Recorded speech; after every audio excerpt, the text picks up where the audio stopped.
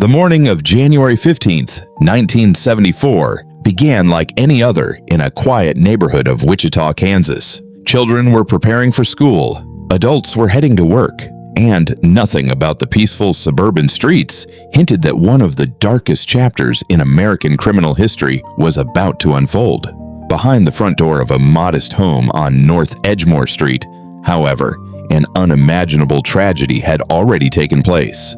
4 members of the Otero family had been brutally murdered. By the time police arrived, there was nothing they could do except begin the difficult task of piecing together a crime scene that would haunt investigators for decades. The victims were 38-year-old Joseph Otero, his 33-year-old wife Julie, their 9-year-old son Joseph Jr., and their 11-year-old daughter Josephine. 2 of the Otero children had already left for school earlier that morning, unknowingly escaping the horror that had claimed the lives of their family. Inside the house, investigators quickly realized this was no ordinary burglary or robbery gone wrong. The victims had been restrained before being killed, and the killer appeared to have remained inside the home for some time after the murders. Every detail suggested planning, patience, and an unsettling level of control. Detectives immediately began interviewing neighbors, searching for witnesses, and collecting every piece of evidence they could find. But despite their efforts, the case produced few immediate answers. There were no security cameras, no smartphones, and forensic science in the early 1970s was far more limited than it is today. Whoever had committed these murders seemed to have disappeared without leaving behind a clear trail. What investigators didn't know was that the man responsible had spent weeks preparing for the attack. He had watched the family's routines, observed their schedules, and convinced himself that they would become his first victims. In his own twisted mind, these were not random people, but targets he had selected long before he ever stepped inside their home. He later admitted that he had fantasized about committing violent crimes for years before finally acting on those fantasies. The murders shocked Wichita. Residents struggled to understand how such unimaginable violence could happen in what had always been considered a safe community. Parents became increasingly protective of their children, doors were locked more carefully, and an uneasy feeling settled across the city. Still, no one imagined that this would only be the beginning. Several months later, on April 4th, 1974, another young woman became the victim of an attack that bore disturbing similarities to the Otero murders. 21-year-old Catherine Bright was at home when an intruder entered her residence. During the violent confrontation, Catherine was fatally wounded. Her brother Kevin, who unexpectedly returned home during the attack, fought desperately against the intruder despite suffering multiple gunshot wounds. Miraculously, Kevin survived. Although badly injured, he managed to provide investigators with valuable information about the attacker. He described a white male who appeared calm, organized, and determined. It was one of the first real glimpses investigators had of the man they were trying to identify. Despite the surviving witness, police still couldn't determine the killer's identity. The city remained on edge as rumors spread about a murderer who seemed capable of striking without warning. Fear became part of everyday life. Women living alone became especially cautious. Families checked on neighbors more often. Every unfamiliar face seemed suspicious.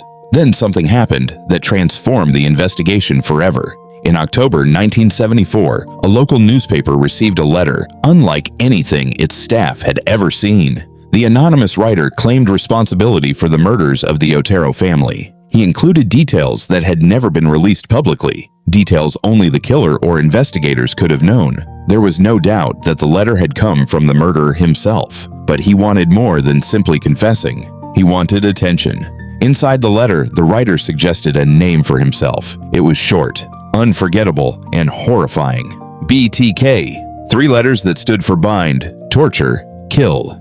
The name described what he believed was his method of murder, and from that moment forward, the unknown killer would forever be known by those initials. The letter changed everything. Detectives now understood they were dealing with someone who didn't merely enjoy killing. He wanted recognition. He wanted to control not only his victims, but also the investigation and the public narrative surrounding his crimes. Every newspaper article, every television report, and every conversation about the murders fed the attention he desperately craved. As the years passed, BTK continued stalking women throughout Wichita. Unlike impulsive offenders, he often spent days or even weeks studying potential victims. He observed where they lived, when they left for work, and whether they lived alone. Sometimes he secretly entered homes while the occupants were away, simply to familiarize himself with the layout. Other times he abandoned his plans altogether if circumstances didn't match the fantasy he had created in his mind. He referred to these intended victims as projects,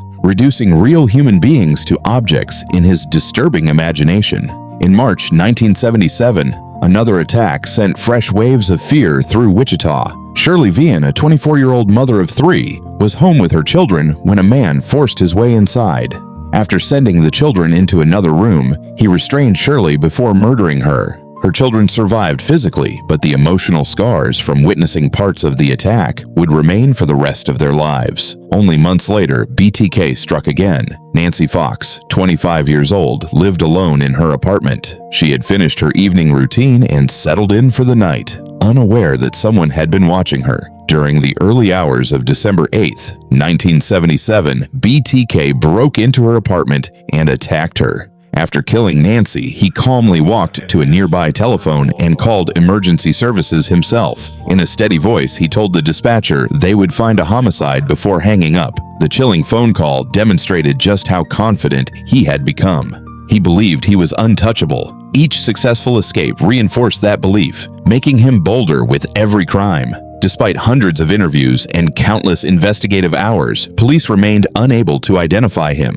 Composite sketches were distributed throughout the city. Tips poured into the department. Friends suspected friends. Co-workers quietly wondered about one another. Yet the real killer continued living what appeared to be a completely ordinary life. Behind closed doors, he blended into society with astonishing ease. He held jobs, interacted with neighbors, and maintained relationships that gave no obvious indication of the violence hidden beneath the surface. Those who crossed paths with him saw an average man carrying on with everyday responsibilities. Few could have imagined that the same individual secretly collected souvenirs from his crimes and relived them through disturbing fantasies. As investigators struggled to move the case forward, the killer seemed to enjoy watching their frustration from a distance. He followed media coverage closely and took satisfaction in knowing that an entire city feared someone whose face they had never seen. Years would pass before investigators discovered just how close they had unknowingly come to the truth, and how the man calling himself BTK had hidden in plain sight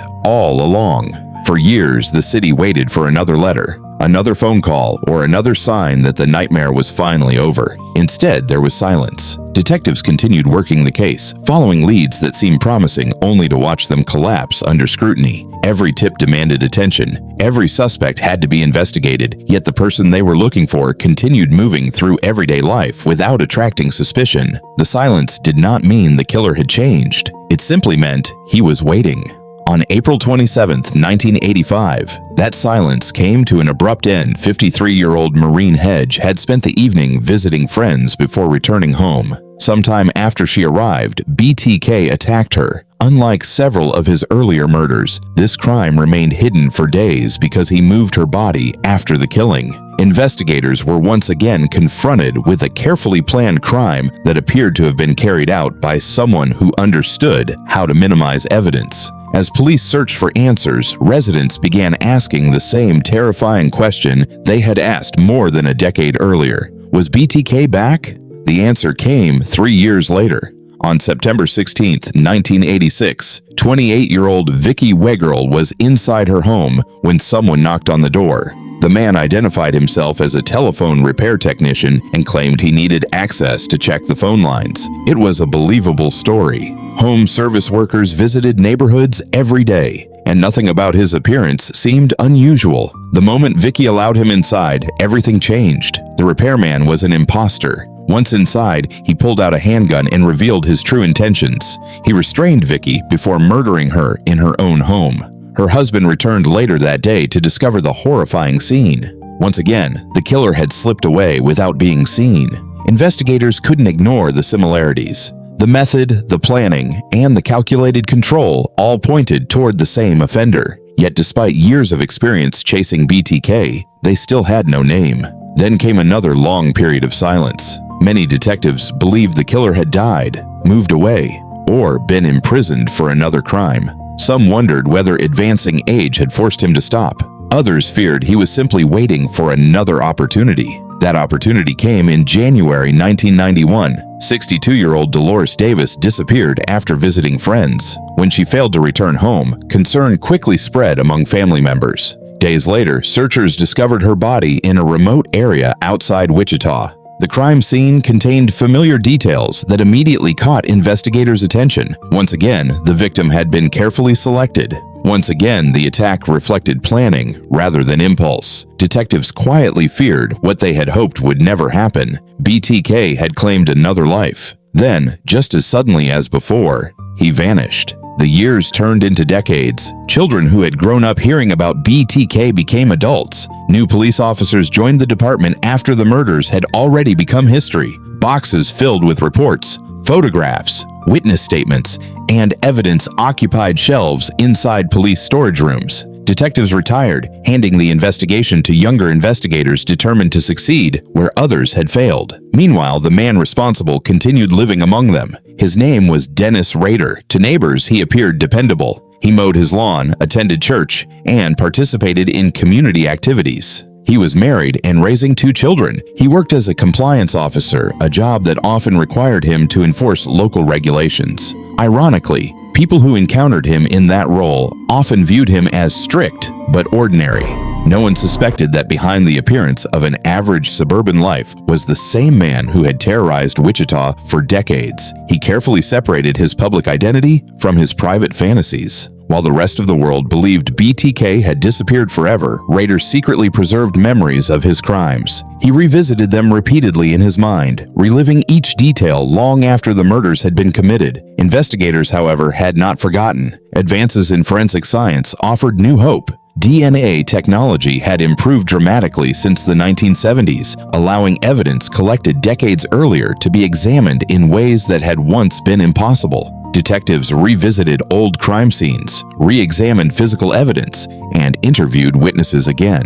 Although these efforts produced valuable information, they still lacked the one piece they desperately needed: the killer's identity. Then something unexpected happened. In 2004, the city marked the 30th anniversary of the Otero family murders. Newspapers published stories looking back on the unsolved case. Television stations interviewed retired detectives who admitted that BTK remained one of the greatest frustrations of their careers. Someone else was paying close attention: Dennis Rader. Reading the news coverage stirred something inside him. After years without public attention, he wanted the spotlight again. He wanted people to remember the fear. More importantly, he wanted them to remember him. His desire for recognition was stronger than his instinct for self-preservation. That single weakness would prove to be the turning point investigators had waited 3 decades to see. Without warning, local media outlets began receiving mysterious packages. Inside were letters. Some contained photographs. Others included personal items connected to victims.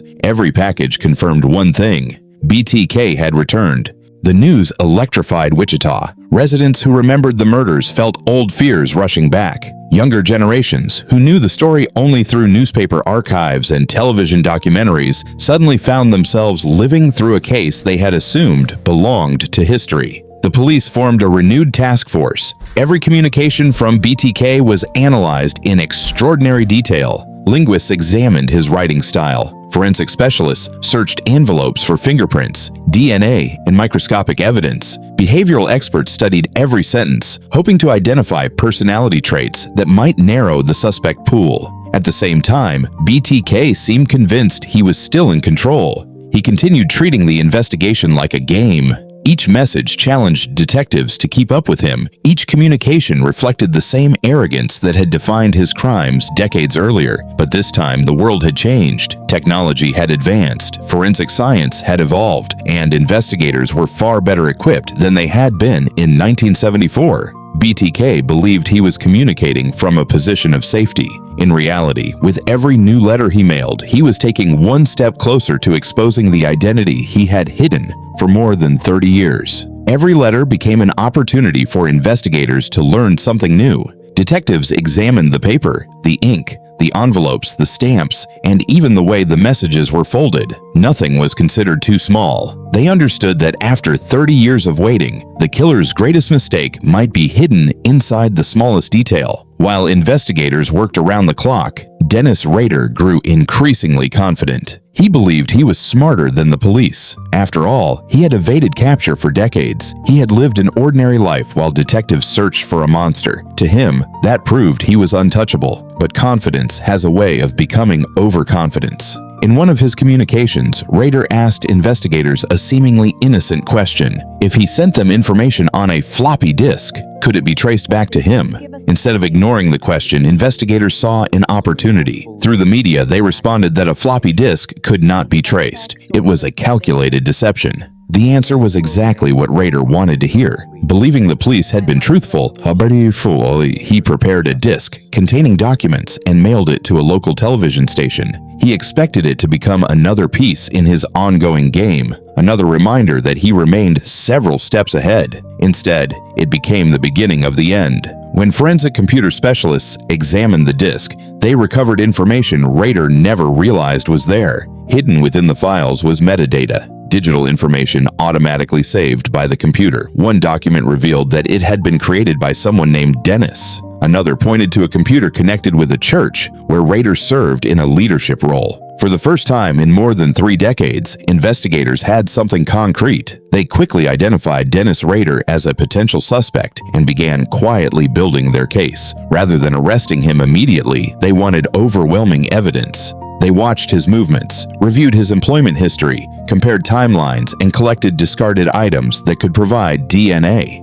The final piece came from a sample obtained through Rader's daughter. Investigators legally obtained medical material that allowed them to compare familial DNA with biological evidence preserved from the crime scenes. The results were unmistakable. The DNA was consistent with the killer they had pursued for 31 years. On the morning of February 25, 2005, Dennis Rader climbed into his vehicle and drove through Wichita as he had done countless times before. He had no idea that surveillance teams were already following him. Police vehicles suddenly surrounded his truck. Officers ordered him to stop. Within moments, the man known only as BTK was in handcuffs. As detectives escorted him into custody, one investigator looked at him and asked a question that had echoed through Wichita for decades. "Mr. Rader, do you know why you're here?" Rader reportedly replied with remarkable calm. "I have a suspicion why." For many investigators, the arrest felt almost surreal. Some had spent their entire careers chasing BTK.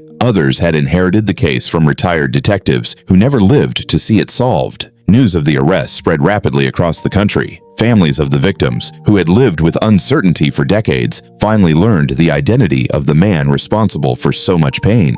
During questioning, Rader quickly realized the evidence against him was overwhelming. Instead of denying the accusations, he began confessing. His emotionless description stunned everyone in the room. He spoke about the murders with disturbing precision, recalling details from crimes committed more than 30 years earlier. He explained how he selected victims, watched their routines, entered their homes, and carried out attacks according to fantasies he had developed over many years. There was no dramatic display of remorse, no tears, no attempt to shift responsibility. Instead, he discussed the murders as though he were describing ordinary events, occasionally correcting investigators if he believed they misunderstood a detail. In June 2005, Dennis Rader appeared in court and pleaded guilty to 10 murders. One by one, the names of his victims were read aloud. Joseph Otero, Julie Otero, Joseph Otero Jr., Josephine Otero, Catherine Bright, Shirley Vian, Nancy Fox, Maureen Hedge, Vicky Wegerle, Dolores Davis. As each name echoed through the courtroom, surviving family members listened in silence. Many had waited decades to hear the man responsible admit what he had done. Nothing could restore the lives that had been taken, but the truth was finally being spoken openly. Later that summer, the court sentenced Rader to 10 consecutive life sentences. Because Kansas law at the time of the murders did not allow the death penalty in these cases, life imprisonment was the maximum sentence available. The judge ensured Rader would spend the rest of his life behind bars, with no possibility of ever living freely again. For the families, the sentence brought a measure of justice, though not closure. The loss of a parent, a spouse, a child, or a sibling cannot be erased by a courtroom decision. birthdays, anniversaries, and holidays would always carry the weight of those missing voices.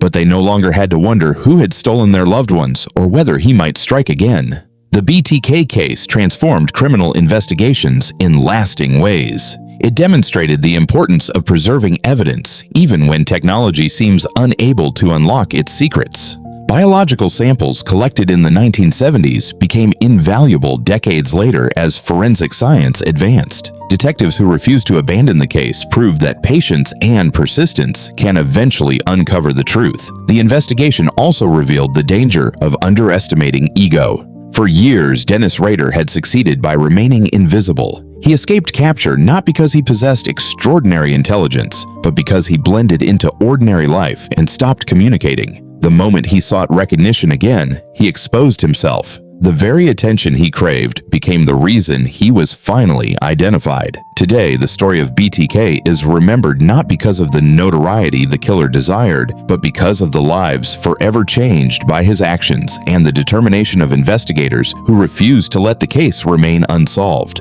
The victims were more than names in police files. They were parents, children, friends, neighbors, and members of a community that endured fear for more than 30 years. Their families carried unimaginable grief, yet many continued to speak publicly, ensuring that the focus remained where it belonged, on those whose lives were taken rather than on the man who took them. In the end, Dennis Rader achieved the opposite of what he intended. He wanted to be remembered as an untouchable criminal who could outsmart law enforcement forever. Instead, history remembers him as a man whose own arrogance led to his downfall, whose carefully constructed double life collapsed because he believed he was too clever to make a mistake. For more than 3 decades, he hid in plain sight. In a single careless decision, everything he had built unraveled. And after years of silence, the voices of his victims were finally heard through justice.